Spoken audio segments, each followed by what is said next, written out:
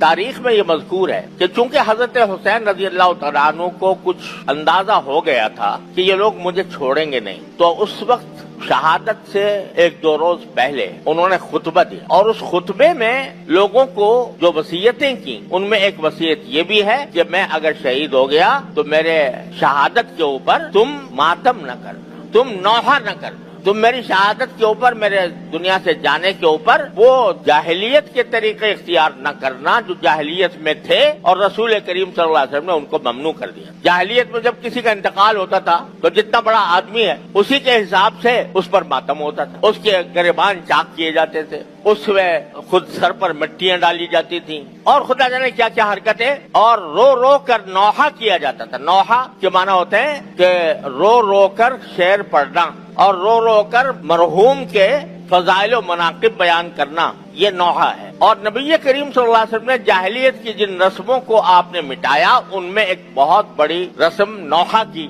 आपने मिटाई कि नौहा करना ना जाए। तो ये खुद हजरत हुसैन रजी अल्लाह तआला खुतबे में ये फरमा रहे, जाहिर है कि नवासे थे रसूल करीम सल्लल्लाहु अलैहि वसल्लम के, आपके जिगर गोशे थे, आपकी तालीमात से कैसे जर्रा बराबर वो इनहराफ फरमा सकते थे। तो उन्होंने ये खुतबे के अंदर खुद ये वसीयतें फरमाई। अफसोस है कि उनकी सारी वसीयतों को बसे पुश डालकर ऐसी रस्में ईजाद कर ली गयी कि जिसके नतीजे में खुद न सिर्फ रसूल करीम सल्लल्लाहु अलैहि वसल्लम के इरशादात की नफी होती है, खुद हजरत हुसैन रजी अल्लाह तआला अन्हु की वसीयत की नफी होती है और एक पूरा एक तूफान बर्पा हो जाता है नौहों का और मातमों का। बहरहाल जो लोग करते हैं वो जाने, उनका काम जाने, लेकिन मुसलमान अहले सुन्नत हैं जो नबी करीम सल्लल्लाहु अलैहि वसल्लम की सुन्नत के ताबे हैं, जो हजरत हुसैन रजी अल्लाह तआला अन्हु की वसीयतों के ताबे हैं, उनको इस किस्म की मजालिस में जहाँ ये नौहा होता हो या जहाँ उनके हजरत हुसैन की वसीयतों के खिलाफ वर्जी की जाती हो,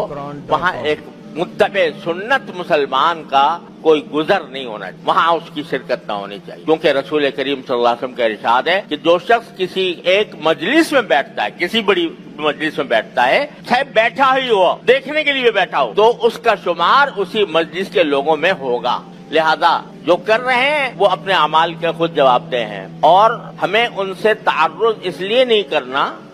कि हमें इसका हुक्म नहीं दिया गया। ये बात लोग समझते हैं कि ये जो रसूल करीम सल्लल्लाहु अलैहि वसल्लम ने फरमाया कि अगर कोई मुनकर देखो तो पहले उसको अपने हाथ से रोकने की कोशिश करो, अगर हाथ से रोकने की इस्ताअत ना हो तो जबान से रोको, जबान की जबान से इस्ताअत ना हो तो दिल से उसको बुरा समझो। तो इसकी तफसीर असल में ये है कि जो साहिब इख्तिदार है, जिसको इख्तिदार हासिल है किसी हिस्से पर, उसका ये फर्ज है कि अगर वो अपने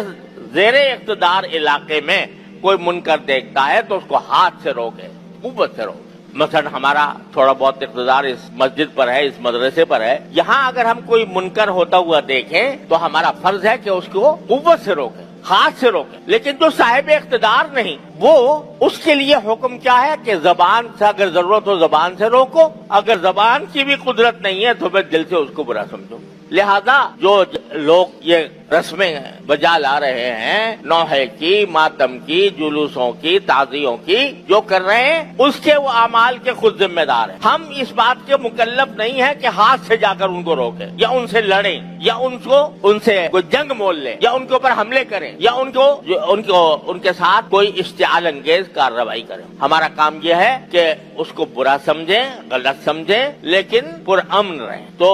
इस तरह ये एक एतदाल का रास्ता है जो शरीयत ने हमें बताया है, उसी एतदाल के रास्ते पर कायम रहने की जरूरत है। अल्लाह तबारक व तआला अपने फजल करम से, अपनी रहमत से हमें आशूरा की फजीलत का हकदार भी बनाए और उसके तकद्दुस, उसकी बरकत से हमारी जिंदगियों को रोशन फरमाए।